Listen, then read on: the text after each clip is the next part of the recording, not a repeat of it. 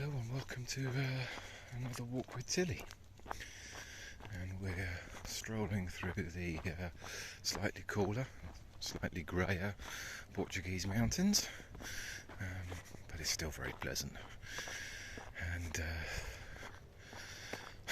unlike the political landscape in the UK, I guess. Okay, so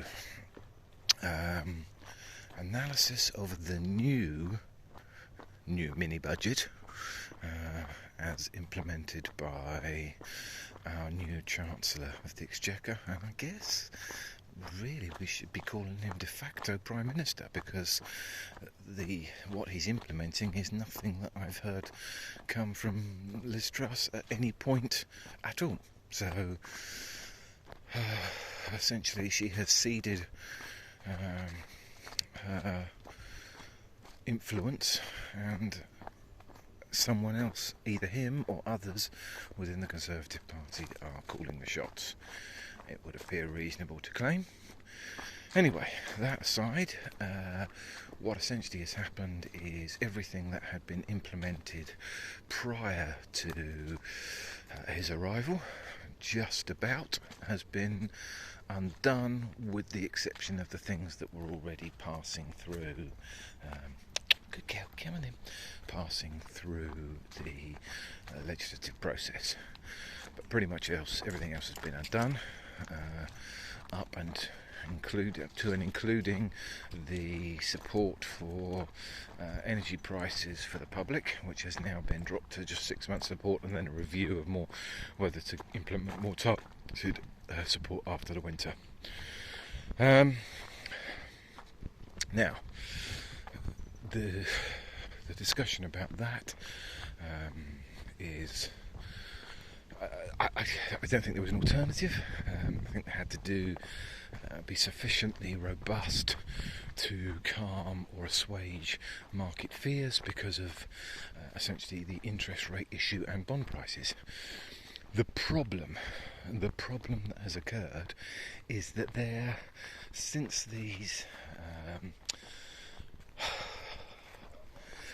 this mini budget was implemented, there has been a resulting consequential cost to the government in terms of borrowing because of the raised interest rates and the fiasco in the bond markets.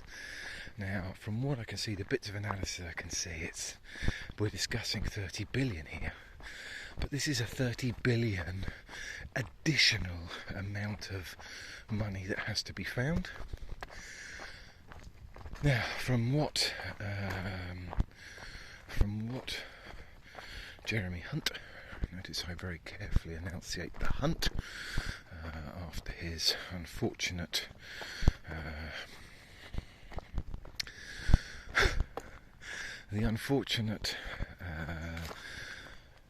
Today programme appearances, where the H in Hunt has been replaced for a C, resulting in a twice, evidently, and the lovely Miriam Margolyes, actress, welcomed him and said what a tough job he had on his hands, and she wanted to call him and said because she joined the Today programme as a guest shortly after him on a couple of days ago, and then live on air said she wanted to call him a effing B start, which, you know, there's a reasonable case that he may be all of those things, but being called that live on air, it does seem a little bit harsh, and certainly in the light of who has preceded him, I think there are more worthy recipients of that condemnation, although he certainly vied for it. There's a couple of things that I wasn't aware of that I now am. Firstly, when he originally vied for the leadership, he was intending to put his stated aim was to reduce corporation tax to 12.5%. Well, we've seen what happens when you start dropping these taxes by huge amounts. Unless you've shown the additional funding or how you're going to do it, the markets aren't going to react well, so that's problematic. But probably more problematic than that is his previous most senior role was as health secretary. I was unaware, because the press obviously didn't do a terribly good job of announcing that he was responsible for the targets for the time to see a GP falling from 2 days to 2 weeks, 14 days, or a 700% drop in performance. What can you say about that? I don't think there really is a lot. I think it's a tough call to claim that as a good thing. But that aside, that's what he was responsible for.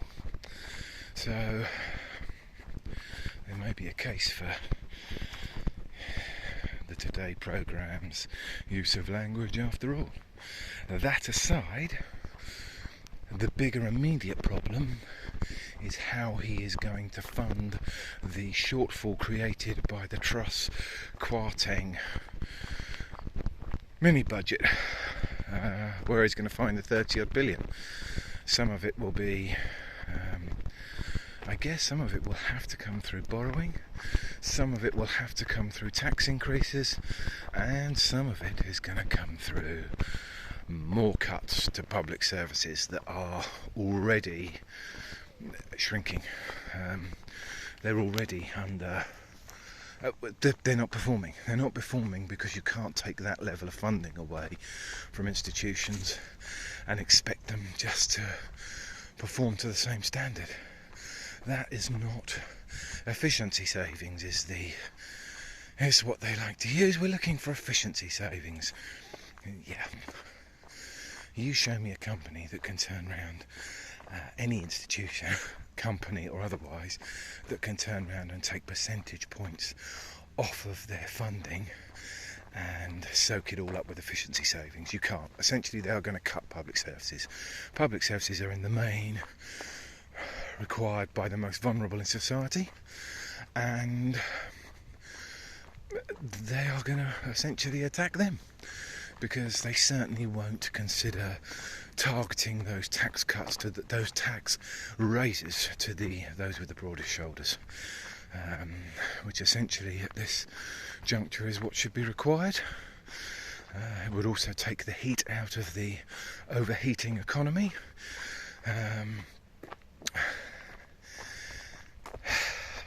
Which would ease the pressure on the Bank of England to keep putting up interest rates, which eases the strain on the property market and all the consequential employment within that. It's going to be tough. There is no way around this. This is not the only short-term easy up that they could get. Politically would be unacceptable, and that is to rejoin the single market. You would have a consequential bounce across the board on that,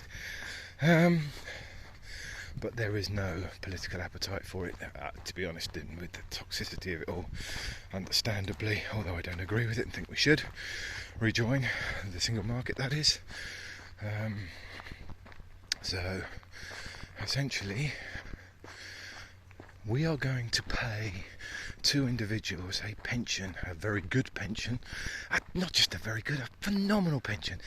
Liz Truss will get an index-linked £115,000 a year for the rest of her life for a 2-week, or it's a month, 6 weeks tenure, but she's only actually been doing anything for 2 or 3 weeks. That has cost the UK 32 billion. Why are we doing that? I mean, I guess we have to, but and I guess getting rid of her is worth 115 grand a year. but it's shocking, truly shocking.